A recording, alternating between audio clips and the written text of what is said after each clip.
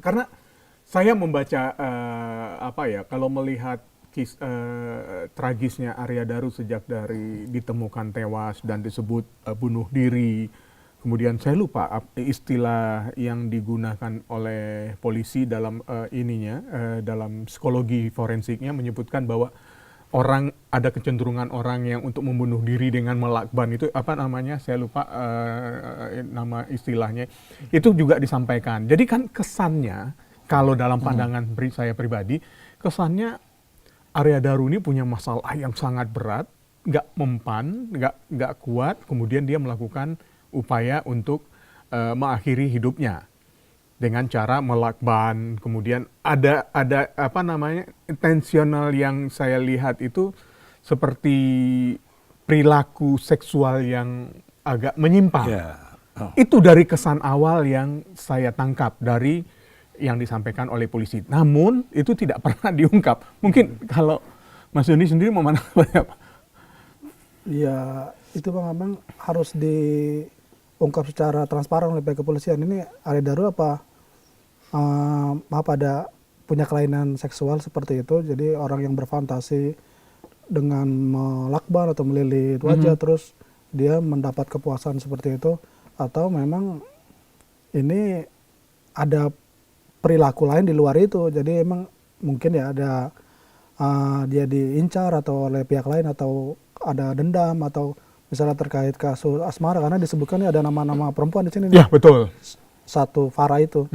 Nah ini kan motif-motif pembunuhan itu kan seperti asmara atau dendam atau motif lain juga harus diselidiki oleh pihak kepolisian. Nah ini yang menarik.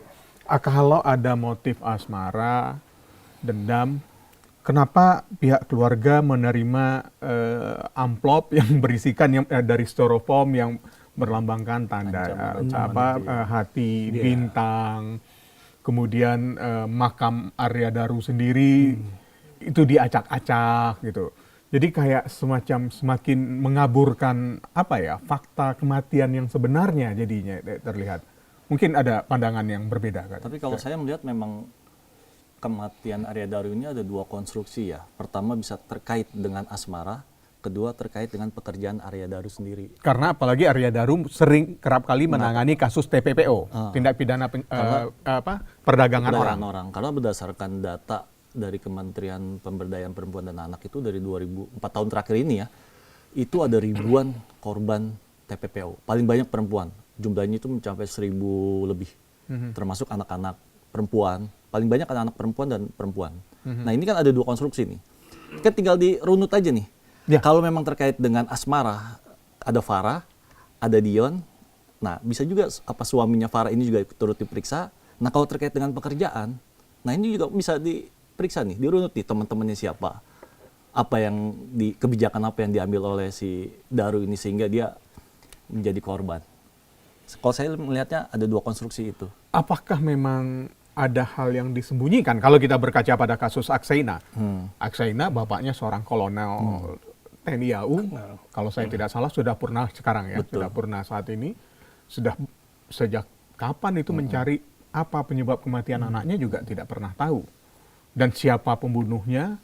Akhirnya yang beredar, publik mendengar dikaitkan dengan sosok besar ya, tokoh besar yang berada di belakang itu. Apakah mungkin ada kemiripan seperti itu? Sangat mungkin, Bang. Karena aneh kok sekelas Polda, kok nggak mampu. Kalau misalkan tidak mampu mengungkap kasus ini, kan ada Barreskrim Polri, bisa minta bantuan, ya kan? Tapi ini kenapa sampai nggak mampu? Berarti kan memang ada sesuatu di balik kasus kematian ini. Ditambah penasehat hukum keluarga juga sudah, saya udah lupa 3 apa 4 kali mendatangi Wasidik Barreskrim Polri untuk meminta kejelasan ya, minta bantuan. Sampai sekarang juga tidak ada respon ya.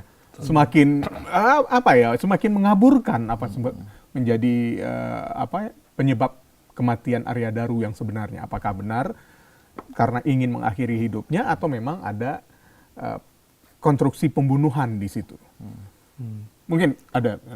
Memang pihak pengacara itu menginginkan kasus ini diambil alih dari Polda Metro ke Barreskrim. Barreskrim, betul. Supaya lebih fokus, supaya lebih jelas status hukumnya gitu Bang.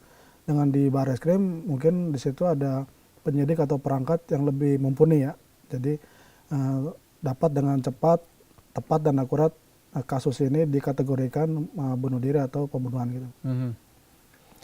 Kalau saya ada sesuatu yang poin yang juga harus kita tidak lupakan bahwa jejak digital Arya yang ada di telepon yang hilang itu harusnya diungkap sama polisi. Dan saya yakin sebenarnya nggak cukup sulit dengan kemajuan teknologi sekarang untuk meminta provider untuk memberikan riwayat historinya percakapan Arya kontaknya sama siapa, karena tiba-tiba saja handphonenya itu hilang dan sampai sekarang belum ketemu.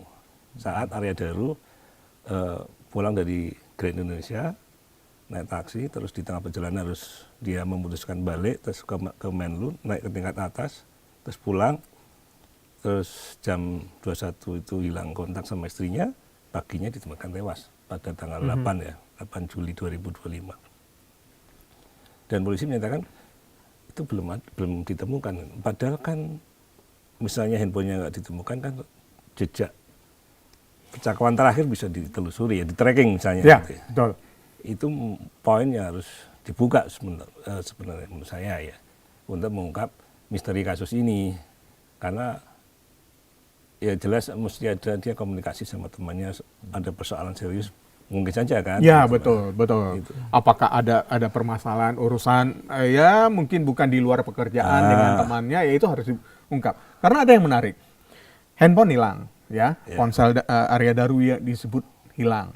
Tapi menurut istrinya dari media sosialnya, Instagram atau apa, membaca atau aktif, diketahui oleh istrinya aktif. Hilang tapi bisa aktif. Aneh. Artinya kan sebenarnya bisa ya dilacak. Bisa dong Aneh dilacak. kan itu. Artinya ada dong Iya. gitu. Tinggal Bukan kemauan dimusnahkan, dari bukan Polda aja dimusnahkan oleh Arya Daru. Katakanlah orang ingin mengakhiri hidupnya, ingin meninggalkan jejak, buang semua alat komunikasi yang dia punya, dia buang. Ya setelah kematiannya pasti tidak akan aktif. Iya. Ini masih aktif, harusnya kan bisa sebenarnya dengan teknologi sekarang ya. Betul. Dan aktifnya itu setelah Arya Daru meninggal. Iya, kan? betul. Kalau nggak salah istrinya bilang 3 hari Benar. setelah dimakamkan. Ini kan juga cukup aneh ya. Berarti kan ada orang yang menggunakan. Ada orang yang menggunakan. Nah, sebenarnya apa sih yang kita kita jadi menerka-nerka. Sebegitu inginkah polisi, kita kalau bicara dalam hal ini penyidik, ingin menyembunyikan sesuatu sehingga puzzle-puzzle ini tidak rapi mereka susun gitu. Atau jangan-jangan ya jangan-jangan kembali ada tokoh besar di balik ini semua. Mungkin ada pandangan. Silakan. Kalau menurut saya sih Bang, bisa terjadi kemungkinan emang ini ya, di belakang ini ada sosok atau orang-orang besar yang terseret di kasus ini, tapi oleh pihak kepolisian mungkin karena sensitif atau menyangkut nama besar atau sosok itu ya, kasus ini mungkin dialihkan atau dibuat inilah berlama-lama atau agak samar gitu Bang. Jadi memang pihak pengacara keluarga juga harus terus mengawal kasus ini sampai tuntas itu. Gitu Bang. Kalau saya dari awal kan kita ngikutin ya dari awal, terus awal ditemukan Arya Daru, terus kita naikkan beritanya itu dari awal statement dari pihak kepolisian waktu itu Polsek Menteng ya, karena kosnya Arya Daru kan di Gondang Dia. Ya, Gondang Dia.